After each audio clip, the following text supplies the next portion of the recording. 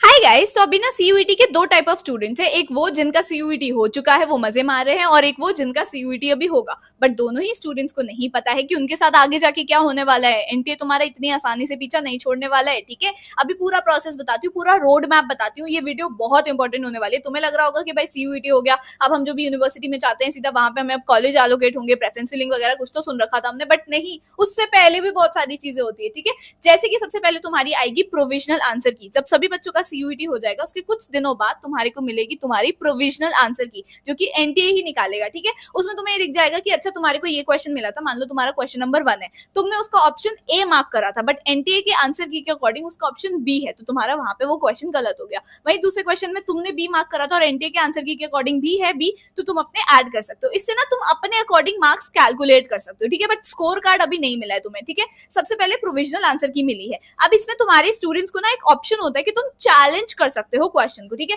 अगर तुम्हें लग रहा है कि भाई क्वेश्चन नंबर जो फर्स्ट है उसका ऑप्शन तो ए ही होना चाहिए, एनटीए ने बी क्यों लिख दिया है, अगर तुम उनको वैलिड प्रूफ्स उनके मुंह पे फेंक के मार सकते हो, तुम दिखा सकते हो एनसीईआरटी में तक ये लिखा हुआ है, तुमने गलत कैसे कर दिया, तो एनटीए चेंज कर देता है और फिर निकलती है रिवाइज्ड आंसर की, ठीक है।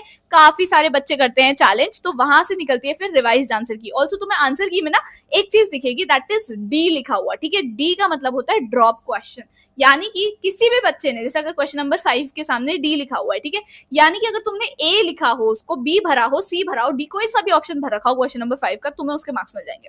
ऐसे होते हैं ड्रॉप क्वेश्चन, यानी कि एनटी की तरफ से कुछ ग्लिच था, एनटी की तरफ से आंसर ही गलत निकले थे, ठीक है। अगर तुमने अटेम्प्ट कर रखा होगा तो तुम्हें उसके मार्क्स मिल जाएंगे, ठीक है। ये एक बेनिफिट होता है। अगर नहीं कर रखा होगा तो नहीं मिलेंगे, अगर कर रखा होगा तो तुम्हें यहाँ पे +5 उसके हो जाएंगे, ठीक है। ड्रॉप क्वेश्चन का ये रहता है, ठीक है। अब आउट ऑफ सिलेबस जो क्वेश्चन आ रखे हैं, लेट्स होप कि डी हो जाए उन सभी में, ताकि आप सभी बच्चों को मार्क्स मिल जाए, बिकॉज यू डिजर्व इट। उनकी गलती है कि भाई उन्होंने आउट ऑफ सिलेबस क्वेश्चन पूछ लिए, ठीक है।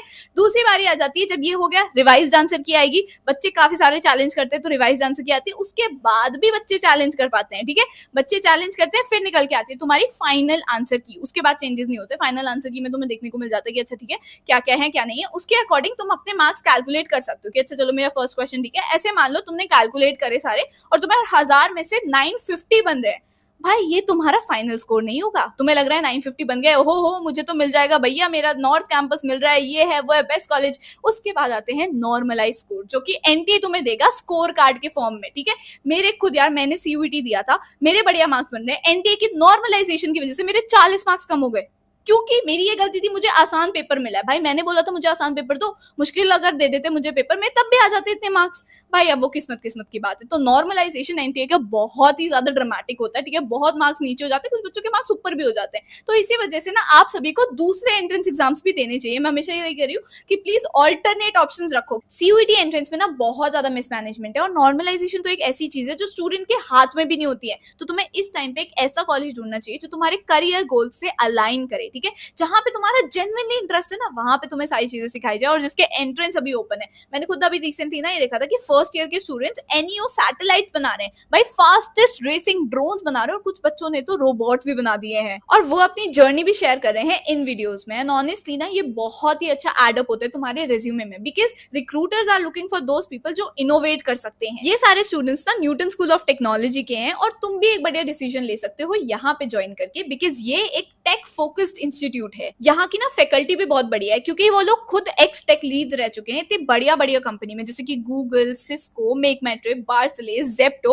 और इतना अच्छा इंडस्ट्री एक्सपोजर मिलता है ना तुम्हें। कई स्टूडेंट्स को लिटरली आईआईटी, एनआईटी में एडमिशन मिला था, और फिर भी उन्होंने एनएसटी को प्रेफर किया, क्योंकि एनएसटी ना इंडिया का मोस्ट एडवांस करिकुलम फॉलो करने के लिए जाना जाता है, जहां पे तुम लोगों को डे 1 से कोडिंग सिखाई जाएगी, यानी कि तुम्हें जल्दी मौका मिलता है अपने करियर को, फोकस को, इंटरेस्ट को समझने का। तभी तो यहाँ के स्टूडेंट्स फर्स्ट ईयर में होते हुए भी स्मार्ट इंडिया हैकाथॉन और आईसीपीसी जैसे ग्लोबल टेक चैलेंजेस में नेक्स्ट लेवल परफॉर्म करके आते हैं। यहाँ का ना स्टार्टअप कल्चर भी काफी ज्यादा स्ट्रॉन्ग है। एनएसटी अपने स्टार्टएक्स प्रोग्राम के थ्रू ना अपने स्टूडेंट्स को 1 करोड़ तक की फंडिंग के लिए इनेबल भी करता है, और यहाँ के स्टूडेंट्स को ना ग्लोबल एक्सपोजर के लिए सिंगापुर हो गया, चाइना जैसे टेक हब्स में बढ़िया बढ़िया स्टडी ट्रिप्स और कॉन्फ्रेंसेस का हिस्सा बनने का मौका भी मिलता है। अभी रिसेंटली ना स्टूडेंट्स को चाइना ले जाया गया था, जहां पर उन्होंने बाइडू, अलीबाबा जैसी टेक कंपनीज विजिट करी थी, जिसकी वजह से उनको एआई और ई कॉमर्स कॉमर्स का बढ़िया से इंडस्ट्री इंसाइट मिला था। ऐसी ट्रिप्स ना स्टूडेंट के माइंडसेट को डेवलप करते हैं एंड इनफैक्ट ग्लोबल अपॉर्चुनिटीज के लिए भी प्रिपेयर करते हैं। इसीलिए बोल रही हूँ एनएसटी का entrance exam that is NSAT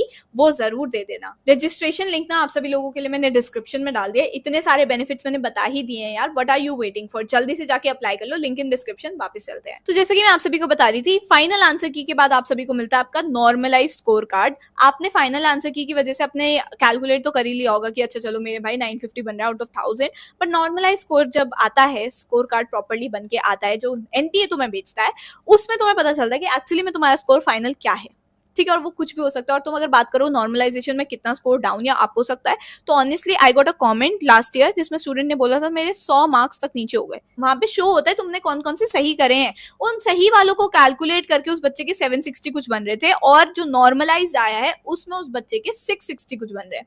100 marks तक नॉर्मलाइजेशन में। इनका ना बहुत बड़ा सा फंडा होता है, एक बहुत बड़ा सा वो बेसिकली उन्होंने फॉर्मूला बना रखा है। उसमें यही होता है कि भाई डिफिकल्टी लेवल और बच्चे को जितना प्रिपरेशन का टाइम मिला, कैसा ओवरऑल पूरे बैच ने उसी सेट में कैसा परफॉर्म किया था, ये सब होता है। ठीक है, तो मैं समझ नहीं आएगा तो मैं समझा भी नहीं रही। अगर तुम चाहते हो अलग से बनाऊं वीडियो तो जस्ट कॉमेंट बिलो। ठीक है, तुम्हारे को तुम्हारा नॉर्मलाइज स्कोर मिल जाएगा, वो ही स्कोर से तुम दूसरे यूनिवर्सिटीज में एडमिशन लोगे। जैसे ही तुम्हें तुम्हारा नॉर्मलाइज स्कोर मिलता है, तुम्हारा एनटीए से पत्ता कट, तुम्हारे को अब एनटीए से कुछ भी डील नहीं करना है। ठीक है, अब तुम्हें डील करना है डिफरेंट यूनिवर्सिटीज से, जो भी तुम यूनिवर्सिटीज टारगेट करो। देखो अभी जिन बच्चों का सीयूईटी हो चुका है, आप सभी को आप मतलब मैं ये नहीं बोलूंगी कि भाई मजे करो ये वो, बट हाँ करो थोड़े बहुत मजे, बट तुम्हें कोर्सेज और कॉलेजेस ढूंढने हैं कि ठीक है तुम्हारे इंटरेस्ट कहाँ है, तुम कौन कौन से कोर्सेज को करना चाहते हो। तुम पहली बात तो वो ढूंढो। ठीक है, दूसरी बात तुम कौन कौन से कॉलेजेस को, कौन कौन सी यूनिवर्सिटीज को टारगेट करो। बिकॉज अगर तुम ये सोचोगे मैं बाद में देख लूंगा, भाई इतनी तेज आता है टाइम। ठीक है, तुम्हें पता भी नहीं चलेगा। अभी तुम्हारे पास काफी टाइम है, तो तुम अभी भाई कौन सा तुम्हारे को भाई पूरे पूरे दिन यहाँ पे इन्वेस्ट करने के लिए मैं बोल रही हूँ। 1 घंटा बैठ जा, देख ले तुझे कहाँ इंटरेस्ट है, आस्क फ्रॉम योर सीनियर्स। ठीक है, पूछो अपने रिलेटिव में, पूछो कि यार कौन से कोर्स में ज्यादा स्कोप है। प्लस मैं भी अपने चैनल पे बताती रहती हूँ, तो भाई प्लीज चैनल को सब्सक्राइब कर लो, मेरे इंस्टाग्राम पे फॉलो कर लो, वहां तो मैं सबसे ज्यादा बताती हूँ भाई कौन सा कोर्स तुम लोगों के लिए सही है। ठीक है, और दूसरी बात आ जाती है कि भाई देखो जब वो हो गया तब देखते हैं तुमने अच्छा ये कोर्सेज है, अब इन कोर्सेज में कौन कौन से कॉलेजेस सबसे बढ़िया हैं। ठीक है, तुमने वो एनालाइज करना है। तुम्हारे पास अभी ये टाइम है। अब जिन बच्चों का सीयूईटी अभी चल रहा है, आप सभी लोग अच्छे से पढ़ो, मॉक टेस्ट लगाओ, प्रीवियस ईयर क्वेश्चन लगाओ। ठीक है, और ज्यादा कुछ नया मत पढ़ो। ठीक है, हाइपर मत हो। उसके बाद जब तुम्हारा ये हो जाएगा, तुम्हारे को फाइनल तुम्हारे मिल चुके हैं, तो अब जैसे अगर तुम्हें दिल्ली यूनिवर्सिटी टारगेट करनी है, ठीक है, मैं खुद दिल्ली यूनिवर्सिटी में पढ़ी हूँ, मैंने खुद सीयूईटी दिया, इसलिए मैं बता रही हूँ। मैंने अपने जूनियर्स को गाइड किया। 50,000 यार बहुत बड़ा नंबर होता है। 50,000 से भी ज्यादा स्टूडेंट्स को आई हैव गाइडेड और उनके dream college, dream university, dream course तक पहुंचाया है। ठीक है, so you can trust this channel, that's why I am saying. ठीक है, मेरे जो स्टूडेंट्स है ना वो दिल्ली यूनिवर्सिटी के हर एक कॉलेज में है, लेजिट हर एक कॉलेज में। जब भी मैं उस कॉलेज में जाती हूँ, भी एक फेस्ट में, कोई इवेंट में मैं जाती हूँ ना, तो मुझे ऐसे एकदम खिल खिल के बाहर से बच्चे मिलते हैं, हाय दीदी I saw you, you help us through out the CUET process and so on. ठीक है, बहुत अच्छा लगता है ऑनेस्टली उस टाइम पे, and I want you guys to be there next year as well. ठीक है, तो प्लीज एकदम अच्छे से प्रिपेयर कर लो। जो भी तुम्हारी ड्रीम यूनिवर्सिटी, ड्रीम कॉलेज है, तुम वहां तक जरूर पहुंचोगे अगर इस चैनल को सब्सक्राइब करके रखोगे, क्योंकि मैं सारी चीजें तुम्हें यहाँ पे समझाने वाली हूँ A to Z। ठीक है, दूसरी बात आ जाती है कि भाई देखो अब तुमने दिल्ली यूनिवर्सिटी टारगेट कर रखी है। अब दिल्ली यूनिवर्सिटी में एक पोर्टल होता है CSAS, तुम सीधा DU में जाके ऐसे अप्लाई नहीं होता, CSAS उनका पोर्टल है। वहां पे तुम्हारे 3 फेजेस होते हैं। पहला फेज होता है registration and all, personal details वगैरह तुमसे वही पूछी जाएंगे कि भाई यहाँ ये सबमिट कर दो, तुम्हारा कौन सा कैटेगरी एंड ऑल। कैटेगरी का ध्यान रखना, अगर तुम्हारे पास अब कैटेगरी सर्टिफिकेट आ चुका है तो प्लीज कैटेगरी वहां पे डाल देना। ठीक है, उसके बाद दूसरा स्टेप आ जाएगा रजिस्ट्रेशन के बाद, that is preference filling. Subject mapping and all भी होती है, फिर प्रेफरेंस फिलिंग। भाई वो सबसे इंपॉर्टेंट होता है। तुम्हारे मार्क्स अगर कम भी आए हैं ना, तब भी तुम किस तरह से प्रेफरेंस फिलिंग करो कि तुम्हारे को डेफिनेटली कोई कॉलेज मिल जाए, वो मैं अपने चैनल पे बताऊंगी। ठीक है, वही चीज है, वही तो मेरे को स्टूडेंट्स आके बोलते हैं कि दीदी यार इतने तुम्हारे मार्क्स नहीं आए थे और आपने मुझे इतना बढ़िया कॉलेज दिलवा दिया।